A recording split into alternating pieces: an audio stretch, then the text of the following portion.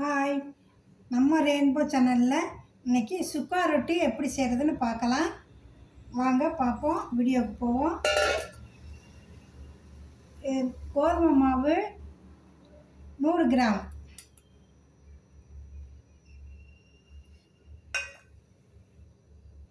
தண்ணி போதுமான அளவு. இதில் பாருங்கள், உப்பு, ஜீனி, எண்ணெய் எதுவுமே போடுறதில்ல. சுக்கா ரொட்டி தான் சுக்கா ரொட்டி சொல்லுவாங்க. பாருங்கள்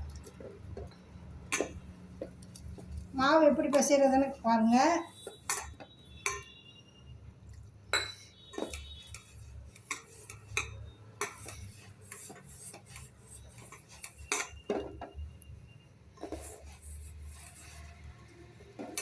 போதுமான அளவு கொஞ்சம் கொஞ்சமாக தண்ணி விட்டு, தண்ணி ரொம்ப நெல்லுன்னு இருக்கக்கூடாது. மாவு நம்ம தேய்ச்சா நல்லா அழகாக ரொட்டி சுற்றணும். நம்ம தேய்க்கும் போதே ரொட்டி சுற்றணும். அப்படி சுற்றினாதான் எவ்வளோ சுற்றுதோ அவ்வளோ ரொட்டி நல்லா வரும். ரொட்டி எப்படி சுற்றுதுன்னு காமிக்கிறேன். எல்லா இடத்துலையும் எப்படி சுற்றுந்த பாருங்கள். மாவு பிசைகிறோம், இந்த பாத்திரம் சுற்றுது பாருங்கள். இப்படி இப்படி சுற்றி சுற்றி பிசையணும்.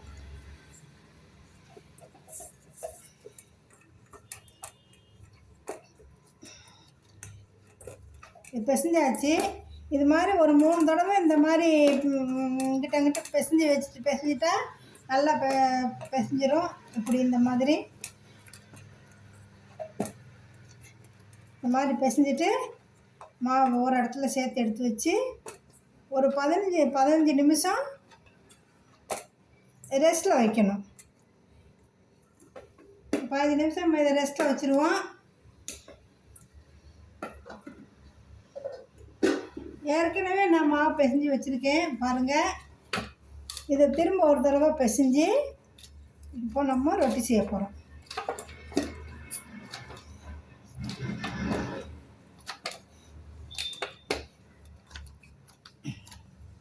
இப்படி சுற்றி சுற்றி பிசையணும். இப்படி சுற்றி சுற்றி பிசையணும்.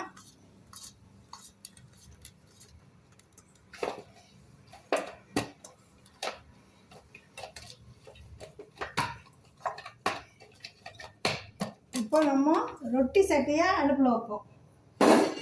பாருங்கள், இது ரொட்டி சட்டி அளவு சின்னதாக இருக்குது. இது ரொட்டி சட்டி, இதுதான் ரொட்டி சட்டி. ரொட்டியோட தாவா அடுப்பில் வச்சாச்சு. நான் இதை தீ மூட்டி விடுறேன். இப்போ நம்ம ரொட்டி நம்ம எப்படி செய்கிறதுன்னு பார்ப்போம்.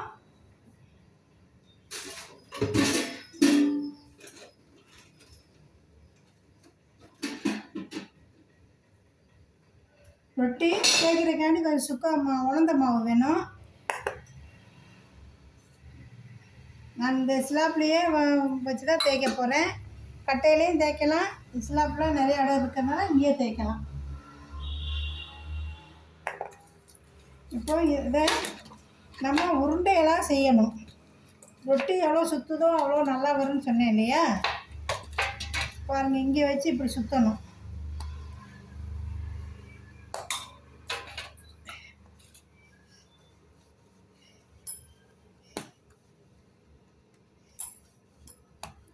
இப்படி சுற்றிட்டு 2 மாதிரி சுற்றலாம். இது இப்படியாவும் கத்தி வச்சு அளவாக இப்படி வெட்டிக்கிடலாம். இப்படி வெட்டி இப்படியாவும் ரொட்டி தேய்க்கலாம். இப்படியாவும் ரொட்டி தேய்க்கலாம். இன்னொன்று அளவாக வெட்டிட்டு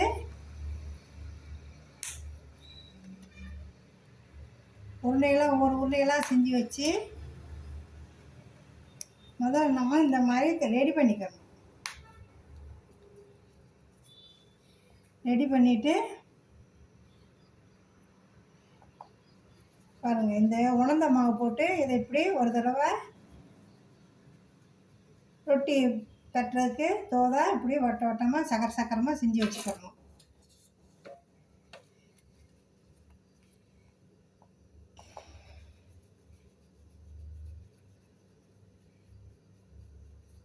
இந்த மாதிரி வட்ட வட்டமாக செஞ்சு வச்சுக்கிறணும். வச்சுட்டா ஒரே நேரத்தில் நமக்கு வேலை சீக்கிரம் ஒவ்வொன்றும் ஒவ்வொரு மாதிரி செய்யாமல் ஒரே யூனிட்டியாக வேலை முடிஞ்சிடும்.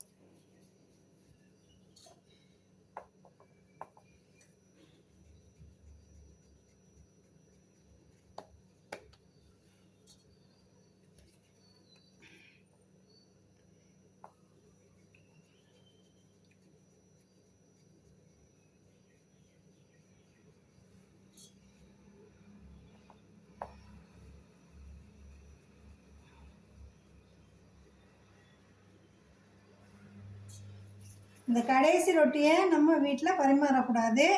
இது காக்காய்க்கோ இல்லை மாடியில் கொண்டு வச்சுட்டா யாராவது சாப்பிடுவாங்க. அப்படி ஒரு முறை இருக்குது. இப்போது சட்டி காய்ஞ்சிருச்சு, தவா காய்ஞ்சிருச்சு, நம்ம ரொட்டி செய்யலாம். பாருங்கள்,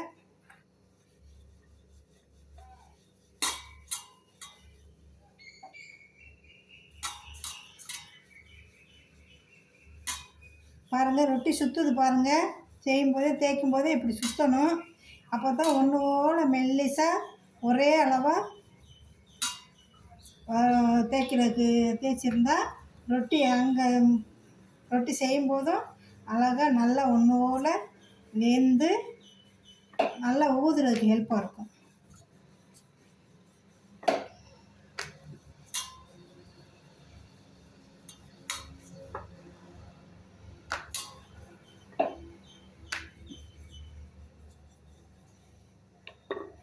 ரொட்டி செஞ்சுட்டு நம்ம இதில் இருக்க உலர்ந்த மாவை இப்படி தட்டி எடுக்கணும். இப்படி 2-3 தடவை இப்படி தட்டிட்டா இதில் இருக்க உலர்ந்த மாவு தட்டிடும்.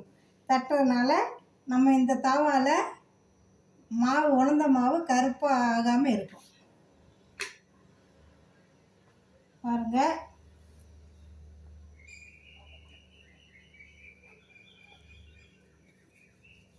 இன்னொன்று செஞ்சு காமிக்கிறேன். இந்த மாதிரி வட்டமாக நம்ம தேய்க்கும் போதே ரொட்டி சுற்றணும். எவ்வளோ சுற்றுதோ ரொட்டி மாவில் சுற்றணும், உருண்டையில் சுற்றணும், ரொட்டி தேய்க்கும் போது சுற்றணும், தவாவில் சுற்றணும். இந்த மாதிரி சுற்றினா ரொட்டி நல்லா ஒன்று போல் வெந்து அழகாக ரொட்டி நல்லா ஊதி சாஃப்டாக இருக்கும், மெதுவாக இருக்கும்.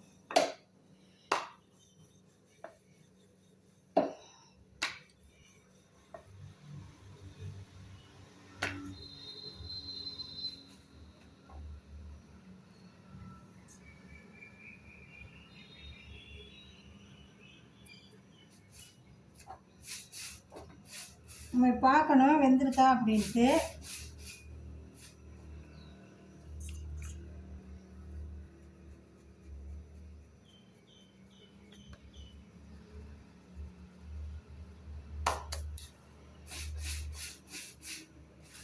இந்த உலர்ந்த மாவை இப்படி தட்டி விட்டுறணும்.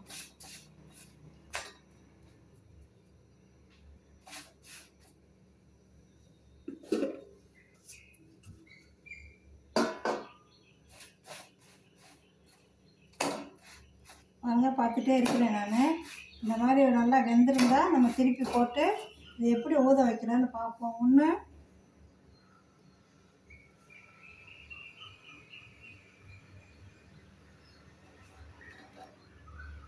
ஒரு ரொட்டி தான் கஷ்டப்பட்டு செய்கிறோம். அதுக்கடுத்து 2வது ரொட்டி நம்ம ரொட்டியை வச்சா நம்ம பாருங்கள் இப்படி ஊதுதா. ஊதணும், எந்த பக்கம் ஊதலையோ அந்த பக்கம் நம்ம காற்றை தள்ளி விடணும். காற்று தள்ளி விட்டால் அந்த வந்துடுச்சு. அது மாதிரி அப்புறம் இதில் 1 நிமிஷம் இந்த மாதிரி ஊதி வச்சுருந்தா தான் உள்ளே இருக்கிற மாவு பச்சை இல்லாமல் நல்லா வேகும். இங்கே பாருங்கள், 2 பக்கம் ஒரே மாதிரி வெந்திருக்கு. அடுத்த ரொட்டி போடுறேன். தவாலே இப்படி சுற்றணும். இப்படி போட்டோன்னே பிடிச்சிக்கிறோம். அதை இப்படி நம்ம சுற்றி விடுறோம். சுற்றி விட்டால் ரொட்டி ஒன்று போல் வேறதுக்கு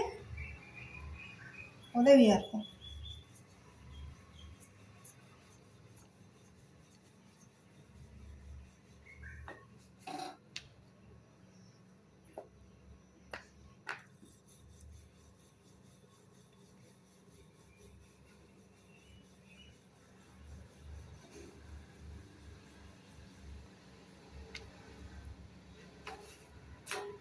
பார்த்துட்டு இப்படி பார்த்துட்டு திரும்ப வச்சுட்டா எவ்வளோ வேகும்னு பார்த்துட்டு வைக்கணும். வச்சுட்டு வெந்த உடனே நம்ம திருப்பி போடணும்.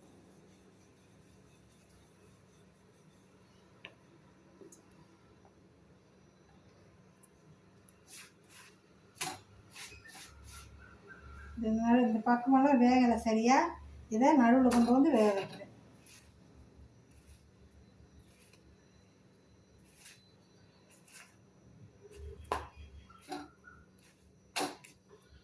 பாருங்கள், ஒரு ரொட்டி தான் செய்யணும். அதுக்கடுத்து ரொட்டி நம்ம இந்த ரொட்டியை வச்சோம், ரொட்டி மேலே ரொட்டி போட்டு இந்த அழகாக இந்த மாதிரி ஊதிடுச்சு. ஊதின ரொட்டியை நல்லா உள்ள வெந்துடும். கொஞ்ச நேரம் விட்டால் வெந்துடும். அப்படி எடுக்கணும்.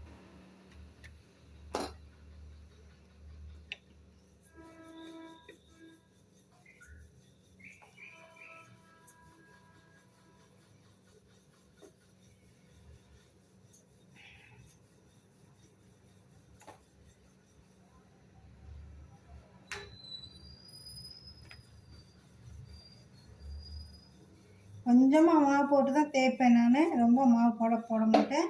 அது மாதிரி பக்குவமாக மாவு பிசையணும். ரொம்ப தண்ணி ஊற்றிட்டா மாவு நிறையா போட்டு தேய்க்கணும். அப்புறம் இதெல்லாம் தவாலாம் மாவாயிரும், கருப்பாயிரும்.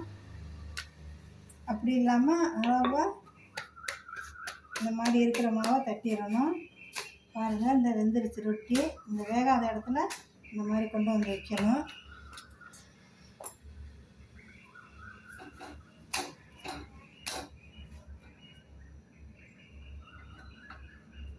தீ ரொம்பனா தீயை கூட குறைச்சி கூட்டிக்கணும்.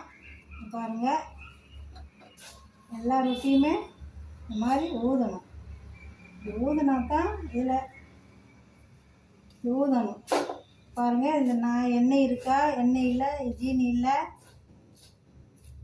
எதுவுமே இல்லை. ஜீனி இல்லை, உப்பும் போடல.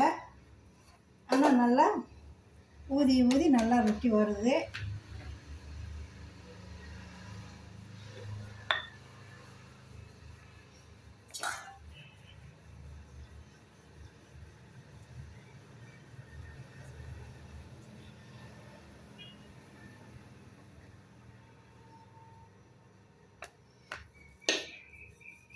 நம்ம மெல்லிசா வேணுன்னா இன்னும் மெல்லிசா தேய்ச்சிக்கிறலாம்.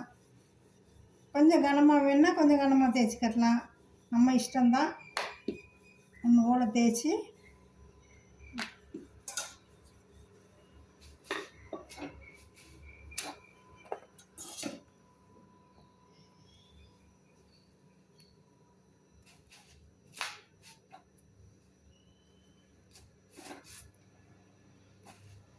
அது வேகணும்.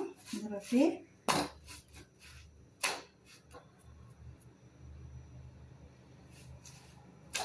சப்பாத்தின்னு சொல்லுவாங்க. இது சப்பாத்தி கிடையாது. இதில் எண்ணெய் ஊற்றுவாங்க. எண்ணெய் ஊற்றினா தான் சப்பாத்தி. இங்கே இருக்க சப்பாத்தி எண்ணெயே இதில் யூஸ் பண்ணலை. நம்ம வேணும்னா நான் கடைசியில் சொல்கிறேன் பாருங்கள், எப்படி பரிமாறுறதுன்னு சொல்கிறேன்.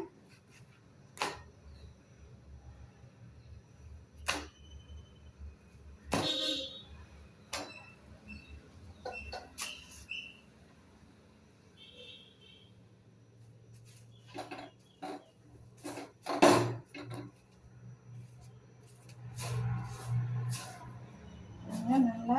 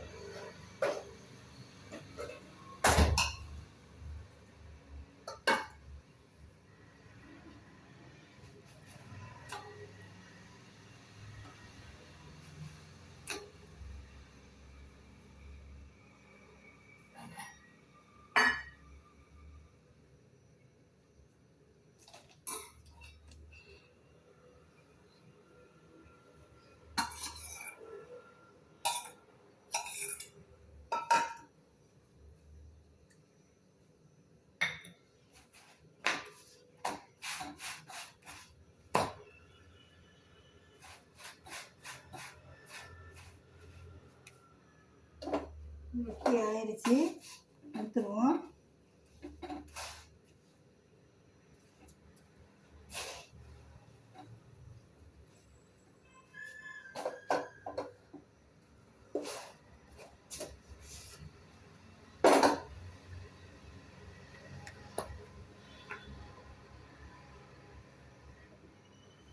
கடைசி ரொட்டி இந்த சின்ன ரொட்டி.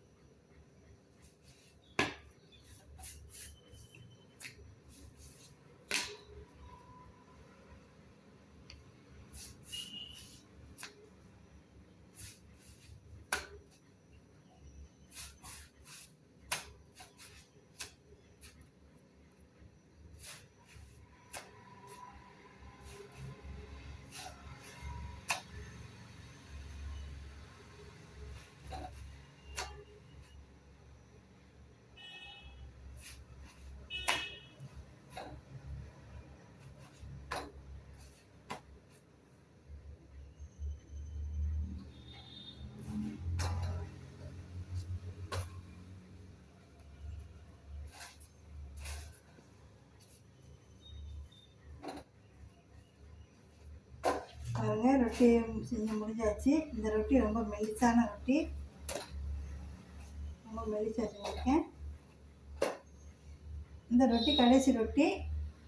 இதை வச்சு நான் ஸ்டவ் ஆஃப் பண்ணிட்டேன். இந்த ரொட்டி பரிமாறுறதுக்கு இல்லைன்னு சொன்னேன். அதே மாதிரி மேடையில் வச்சுட்டா யாராவது சாப்பிடுவாங்க.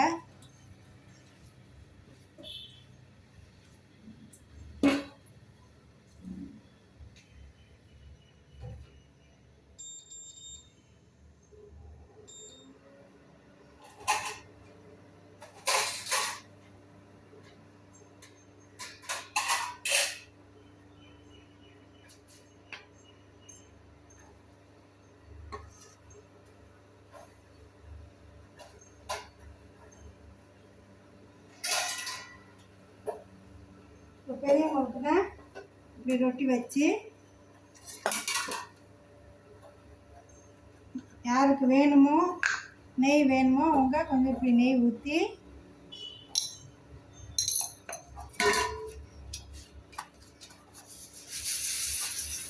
தேய்ச்சிட்டா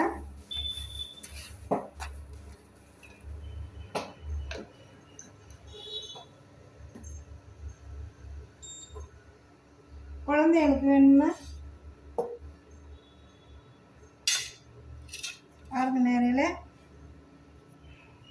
ரொட்டி காலையில் டிஃபனுக்காக வேண்டி ரொட்டி, சப்ஜி,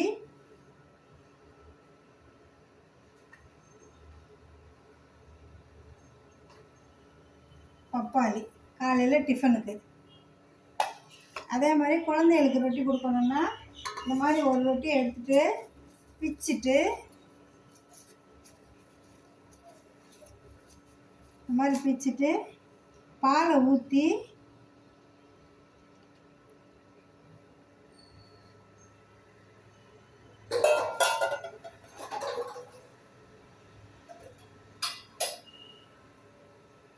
நான் ஒயிட் சுகர் யூஸ் பண்ணலை. இது வந்து மண்டை வெல்லம் தான். மண்டை வெல்லத்தை நான் தண்ணியில் கரைச்சி வச்சுருக்கேன். இது 2 ஸ்பூன் 3 ஸ்பூன் போட்டு இது குழந்தைகளுக்கு, சின்ன குழந்தைகளுக்கு இந்த மாதிரி நல்லா ஊற வச்சு ஊட்டணும்.